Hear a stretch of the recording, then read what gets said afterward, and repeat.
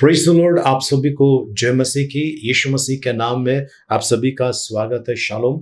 आइए प्रियजनों, आज 30 तारीख है और आखिरी दिन है सितंबर महीने का। और सचमुच परमेश्वर ने कितनी बड़ी कृपा हम पर की। हम परमेश्वर को धन्यवाद दें इस सितंबर महीने के लिए और उपकार स्तुति करेंगे अक्टूबर महीने के लिए जो कल से शुरू होने जा रहा है। सो प्रभु को कोटि कोटि धन्यवाद, प्रभु को महिमा गौरव, प्रभु की प्रशंसा और प्रभु की बड़ाई हो। हमें आइए हम प्रार्थना की शुरुआत करें। हे परम कृपालु परमेश्वर, परम धन्य पिता, हम आपकी स्तुति महिमा करते हैं प्रभु जी। हम आते इस समय आपके पवित्र उपस्थिति में धन्यवाद के साथ प्रभु जी। हम सभी का ताबा ले प्रभु जी। आप कितना अच्छा और भला परमेश्वर है। ये पूरे सितंबर महीने के लिए आपको धन्यवाद देते हैं प्रभु जी। हर एक दिन आपने आशीषों से भरा है, हर एक दिन प्रभु जी आपने हमें संभाला है। हम आपकी उपकार स्तुति करते हैं, आपको धन्यवाद देते हैं, आपकी बड़ाई करते हैं प्रभु परमेश्वर पिता। इस समय आते हैं आपकी उपस्थिति में प्रभु जी, और जाने अनजाने में किसी प्रकार का कोई गुनाह पाप अपराध हो तो क्षमा कर। और प्रभु जी हम उनको भी क्षमा करते हैं जिन्होंने हमें तकलीफ पहुंचाई, पीड़ा पहुंचाई, बिना शर्त यीशु मसीह के नाम से क्षमा करते हैं प्रभु। प्रभु परमेश्वर पिता, इस समय दुष्ट के सारे बाधाओं को, बंधनों को हम तोड़ देते हैं यीशु मसीह के नाम से और भेजते हैं प्रभु यीशु मसीह के चरणों में। प्रभु परमेश्वर, जो आशीष हमने खोई थी आपने 1000 गुना ज्यादा लौटा कर दिया, इसके लिए धन्यवाद देते हैं। हमें आशीषित किया, इसके लिए आपकी स्तुति प्रशंसा आपकी बड़ाई करते हैं। पवित्र आत्मा, आपके बिना ये प्रार्थना सभा अधूरी है। पवित्र आत्मा आप हमें चलाइए, हम आपसे प्रार्थना करते हैं, महिमा गौरव देते हैं आपको, आपकी बड़ाई करते हैं यीशु मसीह के नाम में। आमीन आमीन। आइए प्रियजनों, इस समय हम आराधना में आए। जो घुटने के बल आना चाहते हैं वो घुटने के बल आ सकते हैं, और जो खड़े रहना चाहते हैं आप खड़े रह सकते हैं।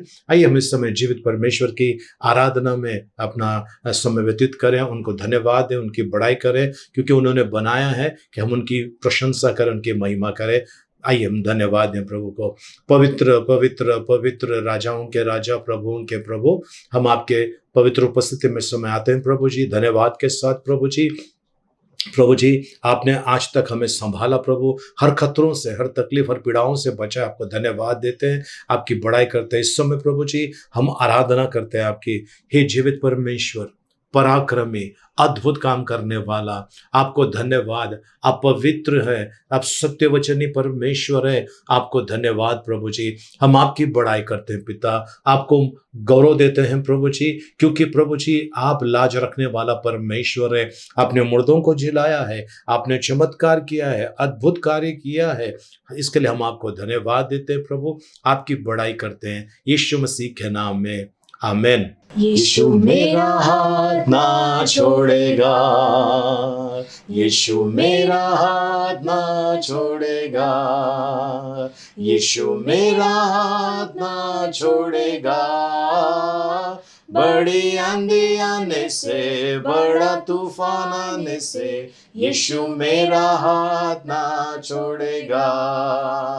बड़ी आंधी आने से, बड़ा तूफान आने से, यीशु मेरा हाथ ना छोड़ेगा।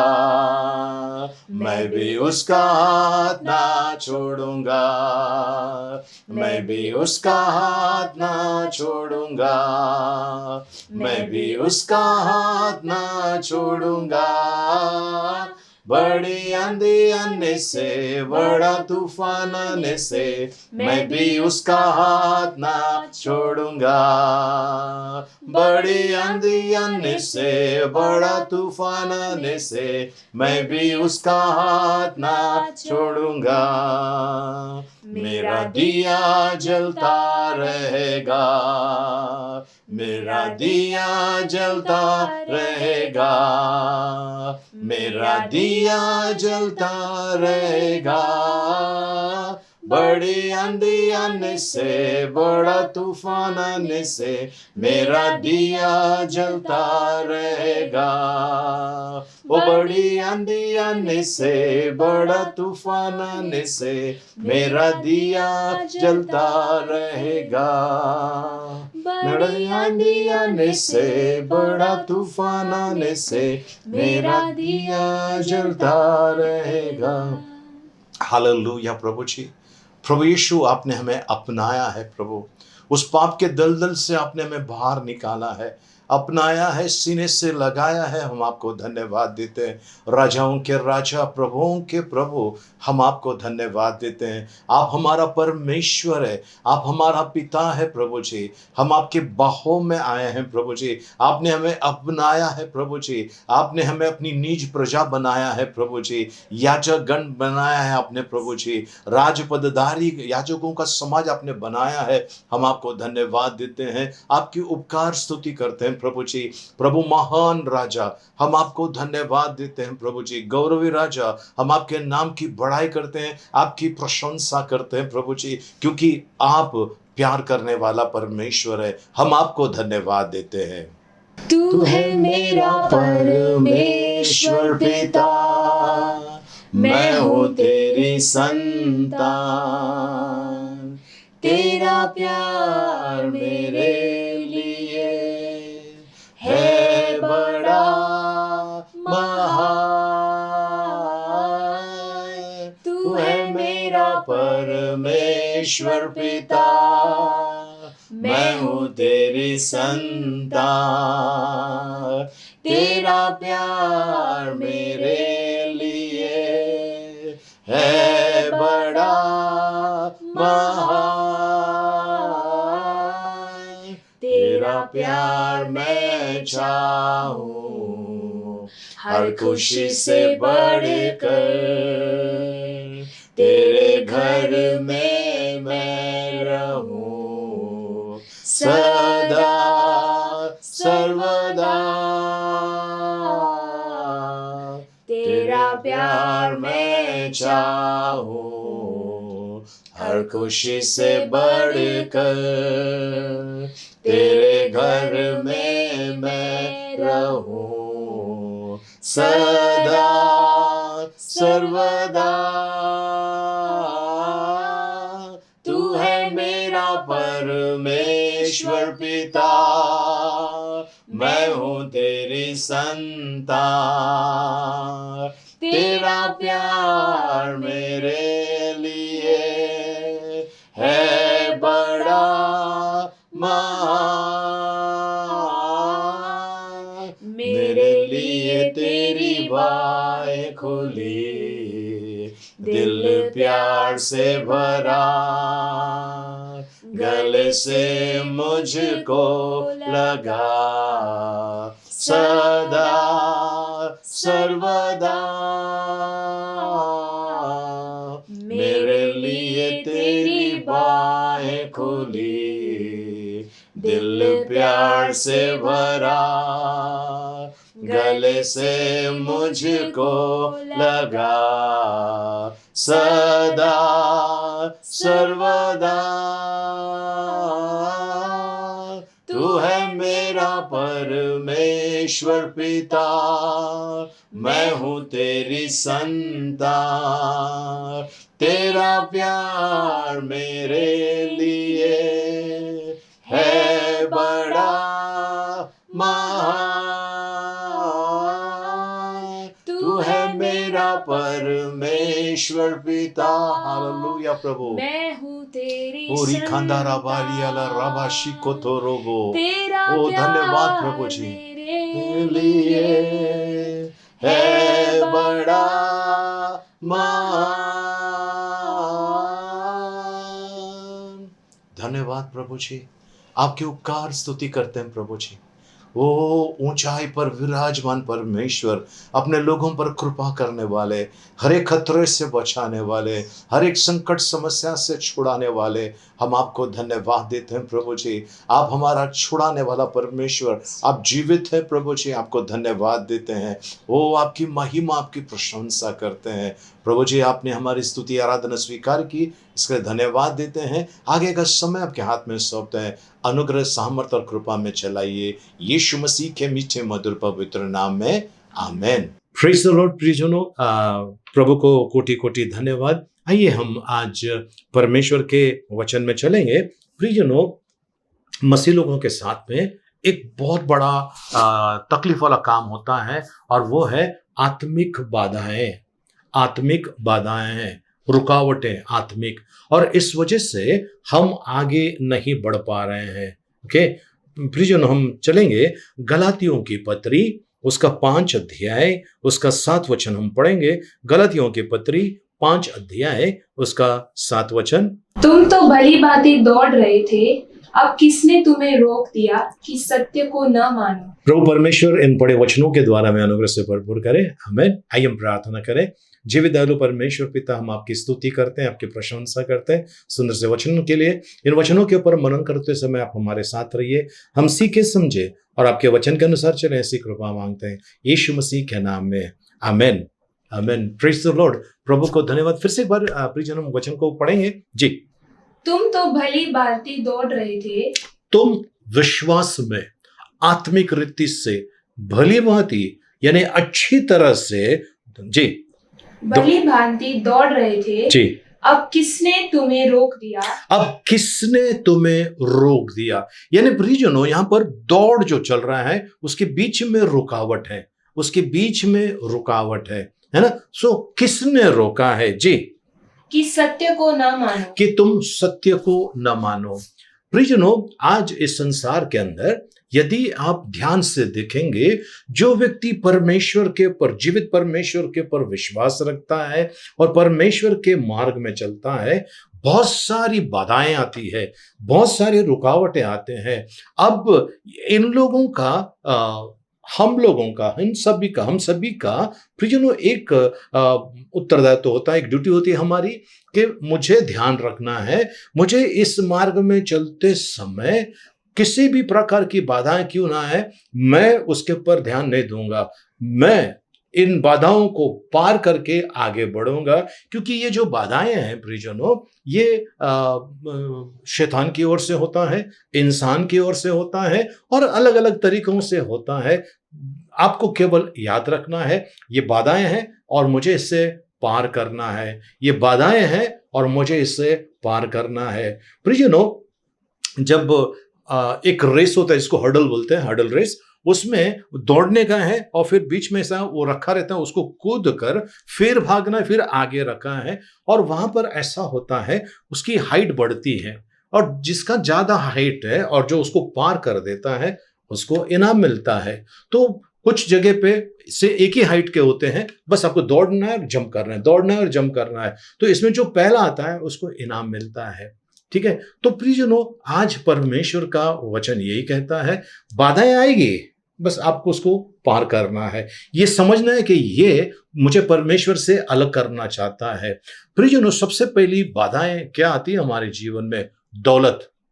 अगर आपके पास बेशुमार दौलत आ गए, फिर परमेश्वर आपसे, आप परमेश्वर को दूर कर देते हैं, आपकी दौलत ही अब आपका ईश्वर बन जाता है और आप सच्चे परमेश्वर से दूर होना शुरू कर देते हैं। ये एक बहुत बड़ा खतरनाक चीज है, बड़ा खतरनाक चीज है। दूसरा जो है अविश्वास। अविश्वास, मेरा काम नहीं हुआ, मैं विश्वास नहीं करता हूं, मेरा काम क्यों नहीं हुआ।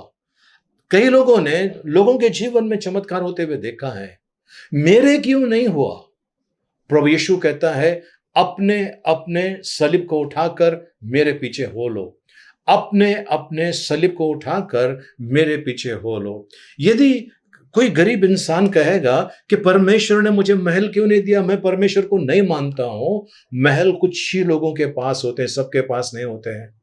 ठीक है, अगर कोई कहता है कि मेरे पास अगर मुझे 4 बेडरूम का फ्लैट नहीं मिलेगा तो मैं परमेश्वर के पीछे नहीं चलूंगा, ये गलत है प्रियजनों, क्योंकि यहाँ की सारी वस्तुएं टेम्पररी है ना, ये एक दिन छोड़कर जाने का है। तो इन वस्तुओं के पीछे क्यों आप भाग रहे हो?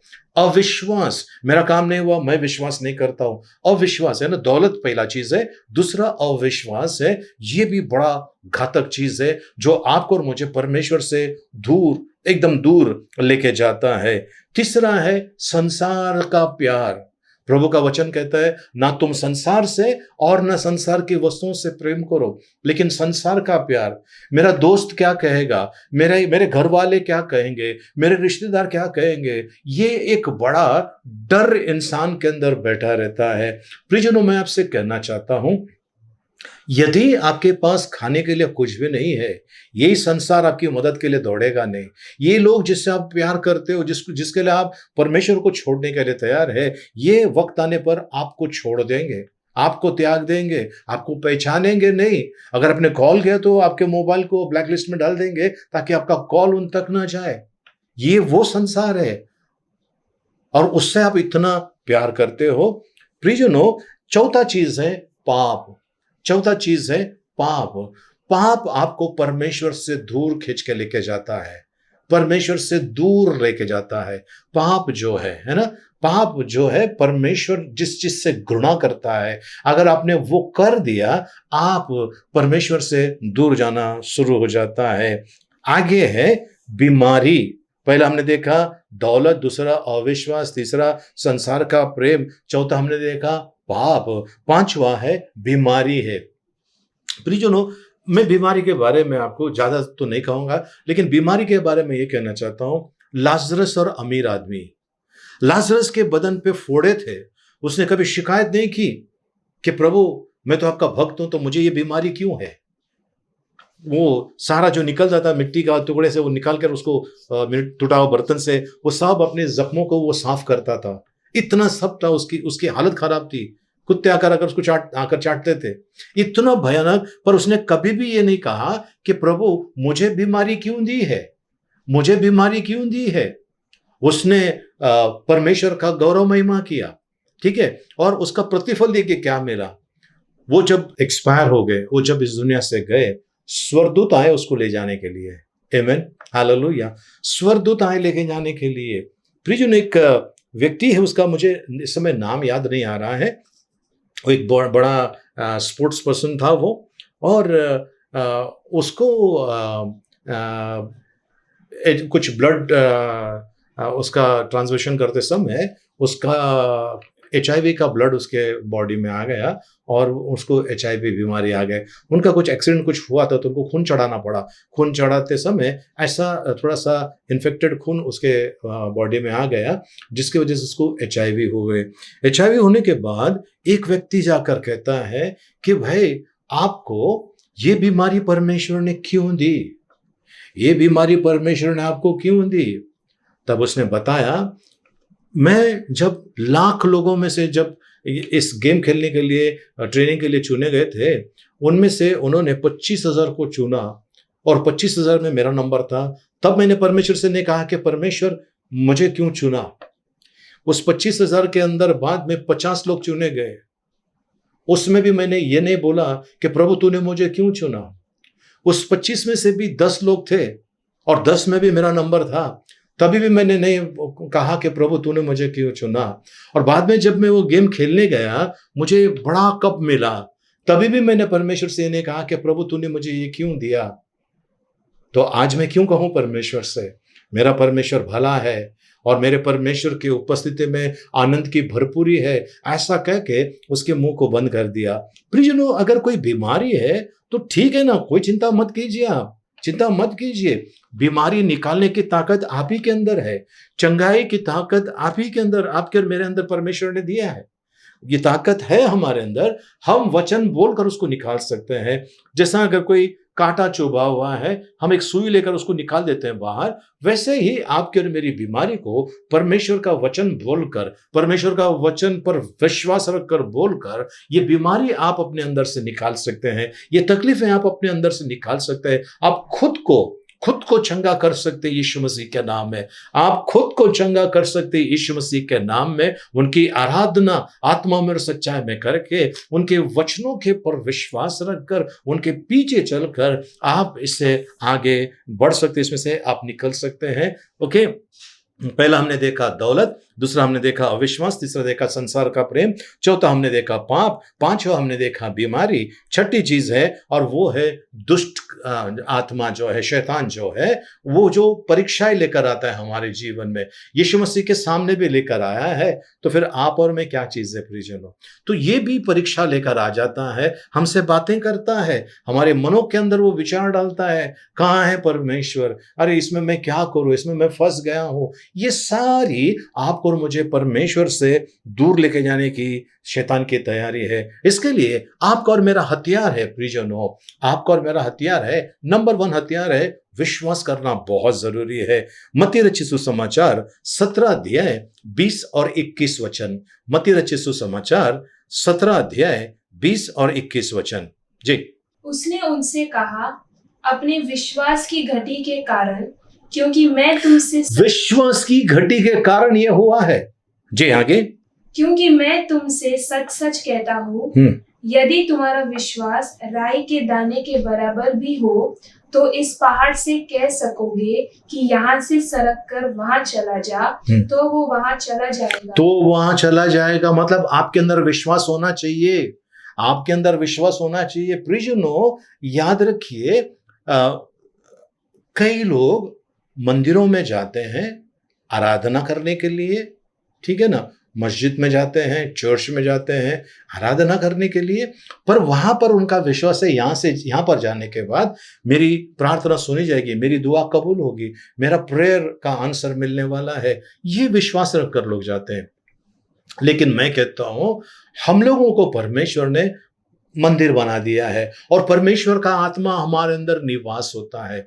बाकी सारी आराधनालय की जगह को साफ सफाई करना पड़ता है, पर ये जो मंदिर है, इस मंदिर में परमेश्वर का आत्मा रहता है, उन्हें साफ करने की जरूरत नहीं है, क्योंकि उनका नाम ही काफी है, पवित्र आत्मा, और मेरा शरीर उस पवित्र आत्मा का मंदिर है। सो प्रियजनों, इस मंदिर के अंदर परमेश्वर निवास करता है, बस मैंने विश्वास करना है। विश्वास के घटी के कारण बीमारी आती है, विश्वास के घटी के कारण समस्या आती है, बस आपको विश्वास में स्ट्रांग मजबूत रहना है। जब आप विश्वास में मजबूत हो जाते हो प्रियजनों, बिल्कुल डरना नहीं, पीछे नहीं हटना है और विश्वास करना है, तब जाकर परमेश्वर का काम होता है। फिर से एक बार हम पढ़ लेते इस वचन को। जी। उसने उनसे कहा, जी, अपने विश्वास की घटी के कारण, जी, क्योंकि मैं तुमसे सच सच कहता हूँ, यदि तुम्हारा विश्वास राई के दाने के बराबर भी हो तो इस पहाड़ से कह सकोगे कि यहाँ से सरक कर वहां चला जा, तो वो वहां चला जाएगा, और कोई बात तुम्हारे लिए अनहोनी न होगी। कोई भी बात तुम्हारे लिए अनहोनी ना होगी, इम्पॉसिबल नहीं होगा। इसका मतलब है प्रियजनों, विश्वास का होना बहुत जरूरी है ना, वचन के ऊपर, है ना। कहते हैं कि विश्वास वचन सुनने से, है ना, और परमेश्वर का वचन सुनने से विश्वास बढ़ता है, और बाइबल कहते हैं केवल सुनने वाले ने, उसके अनुसार चलने वाले बनो। तो आज प्रियजनों, विश्वास जो है नंबर 1 आपके और मेरे पास होना चाहिए, जिससे कि हम शैतान से या वो चीजें जो मुझे आत्मिक बाधाएं रुकावटें आती है उसको मैं तोड़ सकता हूं, उसको मैं बिल्कुल तोड़ सकता हूं। कई इलीगल इमारतें हैं, है ना, अनधिकृत इमारतें हैं, वो तोड़ने के लिए पहले लोग हथौड़े वगैरह सब लेकर आते थे, नगर पालिका के लोग या ग्राम पंचायत के लोग, सरकार के लोग। लेकिन अब ऐसा हो गया है, जेसीबी मशीन लाते हैं, थड़ थड़ थड़ थड़ थड़ थड़ 2-3 घंटे में पूरी बिल्डिंग को एकदम नेस्तो नाबूद कर देते हैं, एकदम धराशायी कर देते हैं। तो प्रियजनों, आज यहाँ पर मैं वो सारी बाधाएं जो आपके और मेरे विरोध में शैतान ने बांधी है, उसको तोड़ना बहुत जरूरी है। विश्वास, है ना, विश्वास करने के द्वारा ये होता है। दूसरी चीज है, ये जो लालसा है, ये जो चीजें हैं, है ना, इसके ऊपर जय पाने के लिए आत्मा में चलना बहुत जरूरी है। शारीरिक दशा में नहीं, आत्मिक दशा में चलना बहुत जरूरी है। गलातियों की पत्री 5 अध्याय उसका 16 वचन। गलातियों की पत्री 5 अध्याय उसका 16 वचन। पर मैं कहता हूँ, आत्मा के अनुसार चलो। आत्मा के अनुसार चलो, शरीर के अनुसार नहीं, आत्मा के अनुसार। सो प्रियजनों, जब परमेश्वर का आत्मा आपके अंदर है और उस आत्मा के अनुसार अगर आप चलते हैं, तो शरीर कभी भी आपके ऊपर हावी ना होगा। शरीर की भावनाएं या शरीर की जो लालसा है वो आप कभी पूरा नहीं करोगे, क्योंकि आप आत्मा में चलते हैं। और ये आपके लिए वरदान होगा, मेरे लिए वरदान है कि हम परमेश्वर के पीछे चलना शुरू हो जाएंगे। ये बाधाएं तोड़ने का काम करती है, बाधाएं तोड़ने का काम करते हैं। फिर से एक बार, पर मैं कहता हूँ, आत्मा के अनुसार चलो, तो तुम शरीर की लालसा किसी रीति से पूरी न करोगे। तुम शरीर की लालसा किसी भी रीति से पूरी नहीं करोगे। प्रियजनों, एक बहुत अमीर इंसान, बहुत अमीर, बहुत मतलब बेहिसाब अमीर इंसान, वो हमेशा सादा कपड़ा पहनता था और वो उनके पास एक गाड़ी थी, बहुत पुरानी एक कार थी, उस कार में उनका आना-जाना, ठीक है? कुछ लोग इसको मिलने को आते हैं और कहते हैं कि भाई आप इतने अमीर आदमी हो और आप ये ऐसा कैसा जीवन जी रहे हैं? एक सादा जीवन क्यों जी रहे हैं? तो उन्होंने उनसे कहा, मैं सादा जीवन इसके लिए जी रहा हूँ क्योंकि मुझे पता है एक दिन ये सारी चीज़ें छोड़कर मुझे मेरा सृजनहार परमेश्वर के सामने खड़ा होना है। तो ये जो चीज़ें हैं, अगर मैं इसको अपने अपने लिए अगर इस्तेमाल करता हूँ, तो मेरे अंदर घमंड आएगा। इसके लिए मैं ये चीज़ों को इस्तेमाल नहीं करता हूँ। और प्रियजनों, ये व्यक्ति ने काफ़ी सारा धन गरीबों में बाँटा, स्कूल बनाया, कॉलेजेस बनाया फ्री, और कई लोगों को उन्होंने अनाथ आश्रम, वृद्धाश्रम बनाया और वो चला रहे हैं, और वो चला रहे हैं। सीधा-सादा व्यक्ति, ये जो आश्रम में खाना बनता है, वही खाना वो खाता है। कुछ स्पेशल, कोई ट्रीटमेंट, कुछ क्योंकि बड़ा आदमी है, कुछ नहीं। वो कहता है कि मुझे एक दिन जाना है, जैसे सब लोगों को दफनाते हैं, वैसे मुझे भी मिट्टी में दफनाने वाला है, तो फिर मैं किस चीज़ के ऊपर घमंड करूँ? हाँ प्रियजनों, अगर आप आत्मा के द्वारा चलाए जाते हैं, तो शरीर की अभिलाषाओं को पूरा नहीं करोगे, क्योंकि शरीर की अभिलाषा में एक सबसे खतरनाक चीज़ है, और वो है, एक आदत है खतरनाक, और वो है घमंड। घमंड, ये घमंड आपके अंदर आ जाता है। और इसके लिए दौलत, जो शब्द मैंने वापरा शुरुआत में, यही कि जब दौलत आती है आपके पास, घमंड आना शुरू हो जाता है और कई सारी चीजें आना शुरू होता है। लेकिन यहोवा जब धन देता है, उसके साथ में दुख नहीं जोड़ता है, ऐसा परमेश्वर का वचन है। प्रभु को धन्यवाद हो, प्रभु की स्तुति हो। प्रियजनों, तीसरे चीज की तरफ चलते हैं। पहले हमने देखा विश्वास, दूसरा हमने देखा आत्मा में चलना चाहिए, तीसरा चीज अपने आप पर नियंत्रण रखना बहुत जरूरी है। जी, पहला कोरिन्थियों 9 अध्याय 27 वचन। परंतु मैं अपनी देह को मारता, कूटता और वश में लाता हूँ। मैं अपनी देह को मारता हूँ, कूटता हूँ और वश में लाता हूँ। इसका मतलब वो रोज मार नहीं रहा था अपने आप को, लेकिन वो चीजों को रोक रहा था जो चीजें मुझे परमेश्वर से दूर करती है, और मैं अपने बॉडी को डिसिप्लिन में। जी, पढ़िए आगे। ऐसा ना हो कि औरों को प्रचार करके जी। मैं आप ही किसी रीति से निकम्मा ठहरूं। हाँ, इसके लिए मैं निकम्मा ना ठहरूं, इसके लिए मैं अपने आप को वो कर रहा हूँ। प्रियजनों, पौलुस ने उपवास किया, कई बार उसको भूखा रहना पड़ा, कई बार कैसे कैसे जोखिम का सामना करना पड़ा, लेकिन वो विश्वास में मजबूत था। उसने अपने आप को डिसिप्लिन किया था। जैसा एक सिपाही होता है, जो सोल्जर होता है, सिपाही होता है, उसके साथ में क्या होता है, मिलिट्री वाला, वो रोज उसका एक्सरसाइज होता है, भाग दौड़ होती है, सब कुछ होता है उसके साथ में, और वो कैसा कैसा कठोर परिश्रम करता है, ताकि जिस दिन लड़ाई होगा उस दिन ये बिल्कुल ऐसा अचानक कुछ हो जाए और कुछ न कर सके, ऐसा नहीं, बस सामना करने के लिए बिल्कुल तैयार कर देते हैं। उसी तरह से पौलुस कहता है, फिर से एक बार हम पढ़ लेंगे, पहला कोरिन्थियों 9 अध्याय 27 वचन। जी, परंतु मैं अपनी देह को मारता, कूटता और वश में लाता हूँ। और मैं वश में लाता हूँ, मेरी देह को मैं अपने वश में लाता हूँ। प्रियजनों, देह को वश में लाना बहुत जरूरी है ना? तो आप और मैं अपने देह की लालसा को पूरा कर रहे हैं या देह को वश में लेकर आ रहे हैं? ये एक बहुत बड़ा प्रश्न है प्रियजनों, जो आपको और मुझे इसका समाधान निकालना है। अगर आप अपने आप पर कंट्रोल रखें तो ये हो सकता है। प्रभु को धन्यवाद हो। पहला चीज हमने देखा विश्वास, दूसरा चीज देखा हमने, दूसरी बातें जो हमने देखी वो है आत्मा में चलना।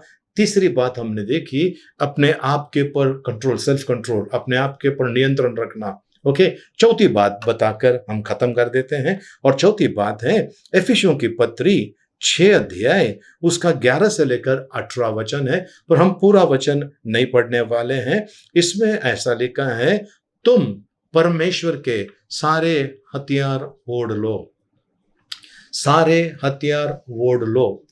प्रियजनों, अगर कोई पुलिस कमांडो 8-10 जन अगर बंदूक अगर आपके पास तान कर खड़े हो जाए, आपकी तो हालत खराब हो जाएगी, क्योंकि उनका नुकसान नहीं होने वाला है, क्योंकि उन्होंने सारे जो बुलेट प्रूफ जैकेट वगैरह है सब है ना, सब लोगों ने पहन लिया है, उनका नुकसान नहीं होने वाला है, पर नुकसान मेरा होने वाला है। इसके लिए सारे हथियार ओढ़ लो, प्रभु का वचन कहता है ना, सारे हथियार, आर्मर ऑफ गॉड ओढ़ लो, जिससे कि शैतान के जलते हुए तीर का तुम सामना कर सको। जिससे कि तुम शैतान के जलते हुए तीर का सामना कर सको। पौलुस ने जब ये कहा प्रियजनों 6 अध्याय के अंदर, एफिसियों की पत्री 6 अध्याय के अंदर 11 से 18 वचन जब कह रहा था, उसने शायद निश्चित अच्छी तरह से देखा होगा, वो मिलिट्री वाले को, वो जो सिपाही था उसको देखा होगा, उसके सारे जो कवच उसने पहना था, जो भी हथियार पहना था, उसने ध्यान से देखा और फिर उसने इस चीज को आत्मिक रीति से उन्होंने उसको ट्रांसलेट किया, बताया है, सारे हथियार ओढ़ लो, है ना। झिलम जो है वो वार को रोक सके, तलवार के वार को रोक सके, तीर के वार को रोक सके, है ना। सत्य का पट्टा है, टोप है ना, ये सारे जूते हैं, सुसमाचार के जूते हैं, ये सारे ओढ़ने के लिए कहता है। तो प्रियजनों, अगर आपने हथियार, परमेश्वर के हथियार ले लिए हैं, जो भी कवच है वो अगर आपने पहन लिया है, शैतान के सारे वार बेकार जाने वाले हैं, किसी काम के होने वाले नहीं है। क्योंकि यशायाह नबी की किताब 54 अध्याय 17 वचन में लिखा है, जितने हथियार तेरे विरोध में बनाए जाएं उनमें से एक भी सफल ना होगा। यहां पर एक हथियार के बारे में नहीं कहता है, जितने भी हथियार तेरे विरोध में बनाए जाएं, मतलब ये भविष्य के बारे में भी कह रहा है, जितने भी हथियार तेरे विरोध में बनाए जाएं उनमें से एक भी सफल ना होगा। लोग मुद्दे होकर तुझ पे नारेसी करेंगे और तू इन सब से जीत जाएगा, क्योंकि यहोवा के दासों का यही भाग है। तो प्रियजनों, आज परमेश्वर आपको और मुझे कह रहा है, किसने तुम्हें रोका? आत्मिक अच्छी तरह से तुम दौड़ रहे थे, तो किसने तुम्हें रोका? रोकने की वजह दौलत हो सकती है, अविश्वास हो सकता है, या संसार से प्रेम हो सकता है, या फिर पाप हो सकता है, बीमारी हो सकता है, या शैतान के द्वारा, है ना, परीक्षा लेना, है ना, परीक्षा, यीशु मसीह की भी परीक्षा ली, तो परीक्षा लेना है। और इस परीक्षा में आपको और मुझे ध्यान रखना है, सबसे पहला विश्वास में मजबूत होना बहुत जरूरी है, आत्मा में चलना बहुत जरूरी है, अपने आप पर नियंत्रण रखना बहुत जरूरी है, और चौथी चीज है परमेश्वर के हथियार ओढ़ना बहुत जरूरी है। ये सारे हथियार ओढ़ लेंगे, उसका एक भी वार सफल ना होगा, दुष्ट का एक भी वार सफल ना होगा। प्रियजनों, कई लोगों को दोस्त आकर फंसाते हैं, दोस्त लोग आकर फंसाते हैं, शराब पिला देते हैं, ड्रग्स लेने या कोई अन्य चीजों के अंदर इन्वॉल्व कर देते हैं और खुश हो जाते हैं। अब ये हमारे बिरादरी का हो गया।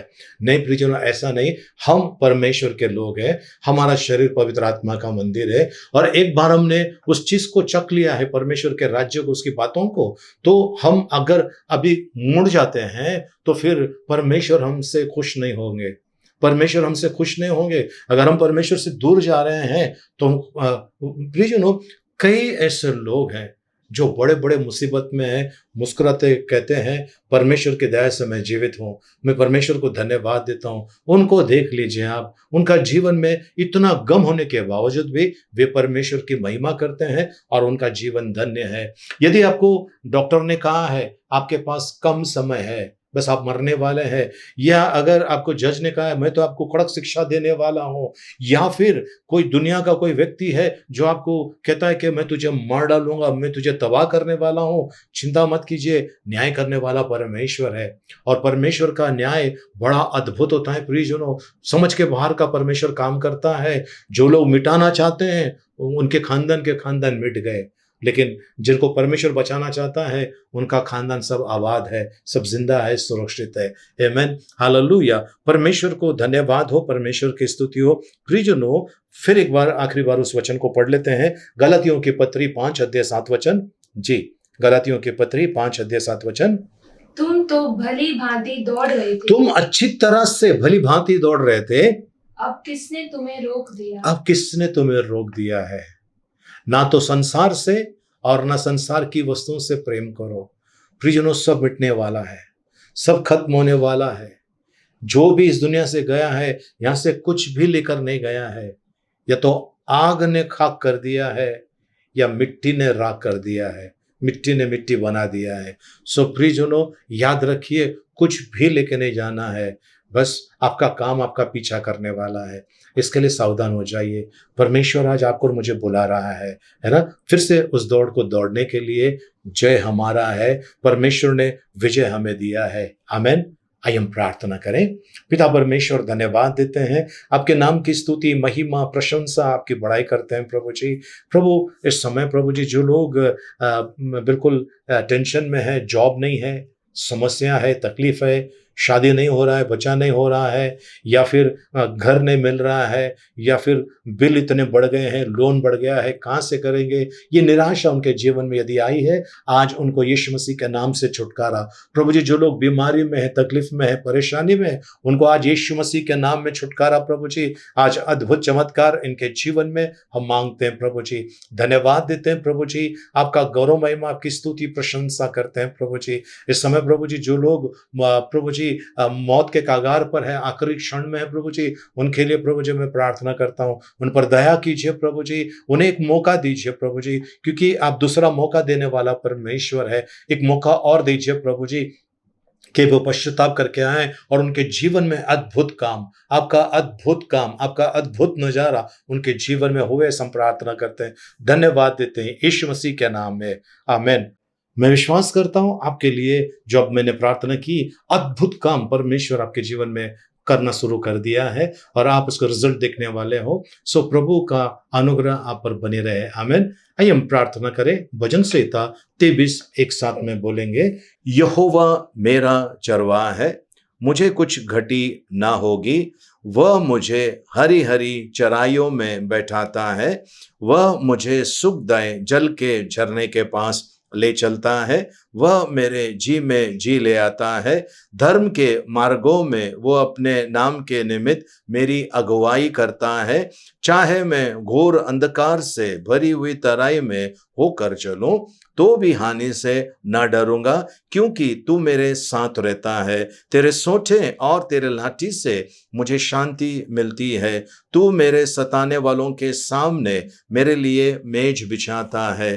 तूने मेरे सिर पर तेल मला है, मेरा कटोरा उमड़ रहा है। निश्चय भलाई और करुणा जीवन भर मेरे साथ साथ बनी रहेगी और मैं यहोवा के धाम में सर्वदा वास करूंगा, आमीन। आइए हम अपने सरों को झुकाएं, आंखों को बंद करें, हाथों को उठाएं, आखिरी आशीर्वाद के लिए प्रार्थना करें।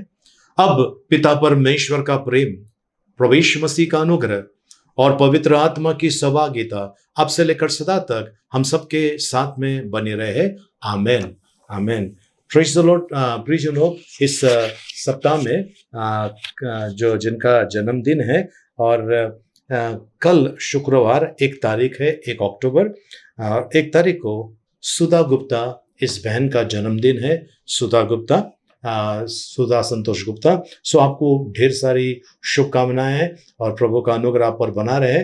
और प्रियजनों, इस सप्ताह में जिनका भी जन्मदिन है, शादी का सालगिरह है या अन्य कोई एनिवर्सरी, हम उनके लिए प्रार्थना करें। पिता परमेश्वर, धन्यवाद देते हैं प्रभु जी, आपका गौरव महिमा स्तुति बड़ाई, आपकी प्रशंसा करते हैं प्रभु। इस जिनका भी जन्मदिन है सप्ताह में प्रभु जी, उनको आपके हाथ में देते हैं। सुधा गुप्ता, इस बहन को प्रभु जी, और कई और लोग हैं जिनका है पूरे विश्व भर में, सभी को आपके हाथ में सौंपते हैं। आपकी दया, आपकी कृपा इनके पर बने रहे, सफलता प्रभु जी इनके जीवन में आए और कोई बाधाएं, कोई रुकावटें ना आए प्रभु जी। ये सारे बंधन तोड़कर, सारे बाधाओं को तोड़कर यशस्वी जीवन में आगे बढ़े, ऐसी कृपा मांगते हैं प्रभु। हर एक रोगों से इन्हें बचाना प्रभु जी, हर एक दुष्टता से इन्हें बचाना प्रभु जी, हम प्रार्थना करते हैं यीशु मसीह के मीठे मधुर पवित्र नाम में, आमीन, आमीन। Praise the Lord. प्रियजनों, यदि आप हमारे इस YouTube चैनल के पर नए हैं, आपका स्वागत करते हैं यीशु मसीह के नाम से। प्लीज़ हमारे इस चैनल को सब्सक्राइब कीजिए और बेल का आइकन को क्लिक करके इसमें ऑल का ऑप्शन को क्लिक कीजिए, जिससे कि हमारी प्रार्थना सभाएं जो होती है वो आप तक सप्ताह में 2 बार पहुंच सके।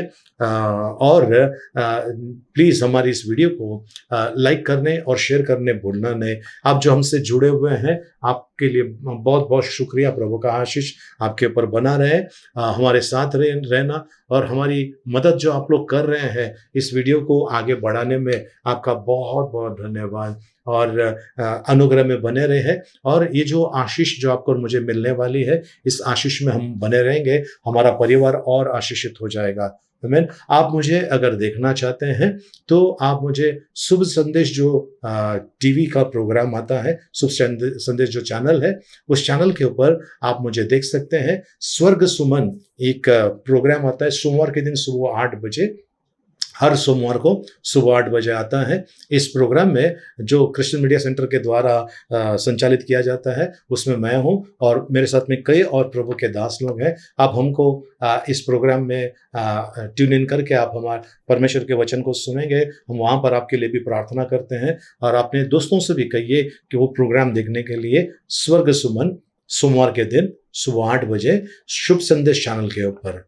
प्रभु आपको अनुकंपा और आशीष से भरपूर करे। प्रार्थना सभा समाप्त हो गई। एक दूसरे से मिलिए, प्रभु का आशीष मांगे। जय मसीह की। जय हिंद।